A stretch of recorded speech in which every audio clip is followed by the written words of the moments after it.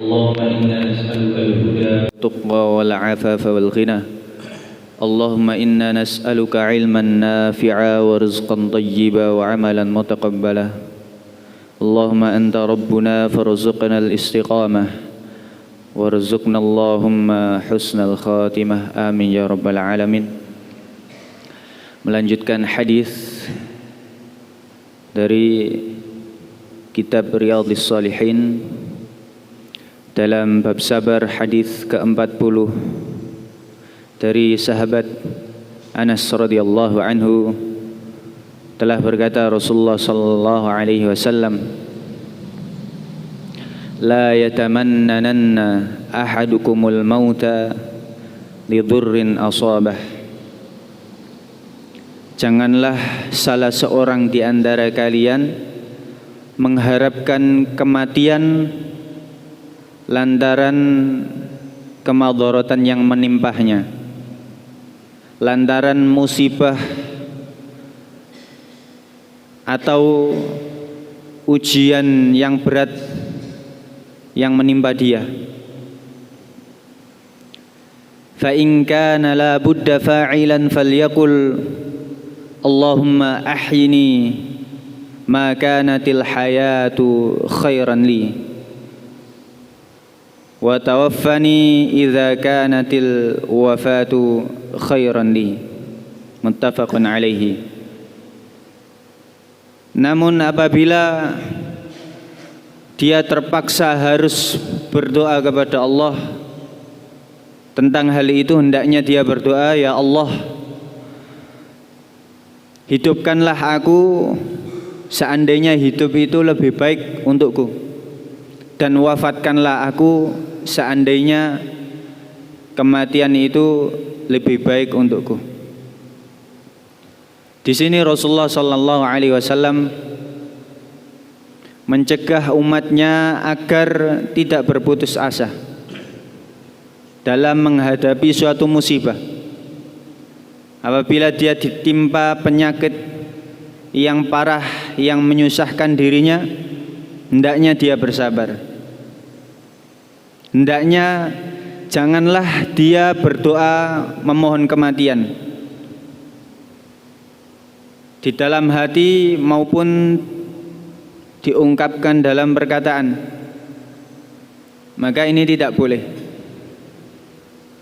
Karena bersabar dalam menghadapi musibah itu bisa menghapuskan dosa-dosanya, bisa mengangkat derajatnya dan menambah pahalanya.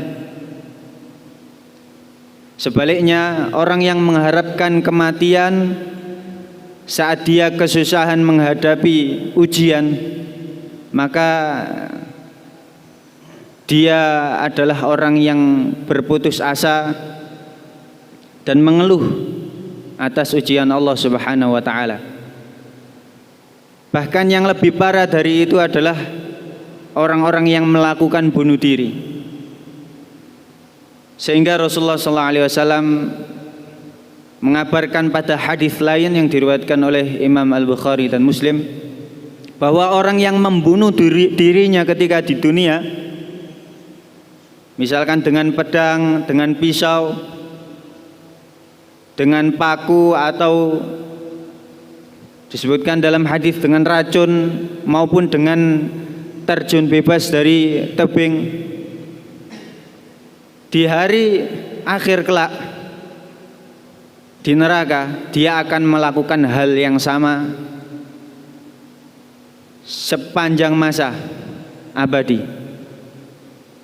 Jadi orang yang bunuh diri menusuk perutnya dengan pisau, maka dia di neraka akan menusuk terus, akan menusuk perutnya dengan pisau, meninggal, kemudian hidup lagi, menusuknya lagi.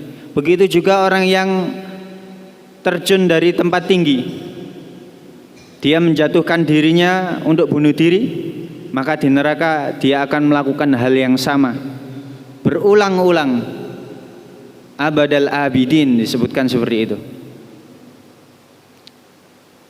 Dia merasakan siksa itu, sakitnya saat bunuh diri selama-lamanya.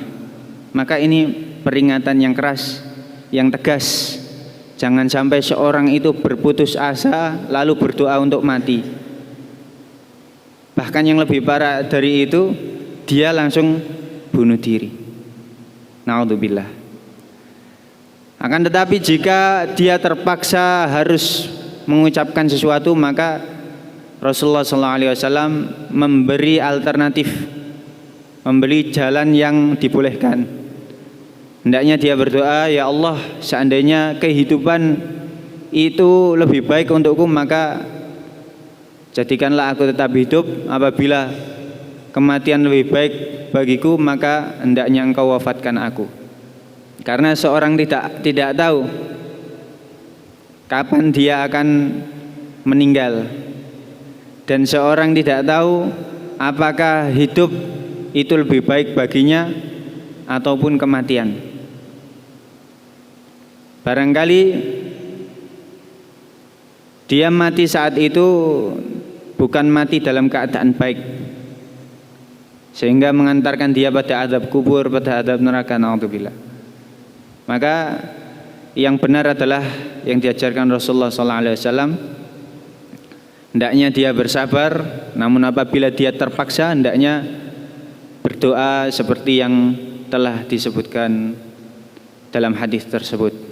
Semoga Allah jadikan kita orang-orang yang sabar, yang mampu menghadapi setiap ujian yang diberikan Allah Subhanahu wa taala, ujian ketaatan, ujian meninggalkan kemaksiatan, ujian menghadapi berbagai kesulitan yang ada di kehidupan dunia ini. Allahumma inna nas'aluka al-huda wat-tuqa wal-'afafa wal-ghina. Allahumma anta rabbuna farzuqna al-istiqamah warzuqna Allahumma husnal khatimah. Subhanakallahumma bihamdika asyhadu an la ilaha illa anta astaghfiruka wa atubu ilaik. Assalamualaikum warahmatullahi wabarakatuh.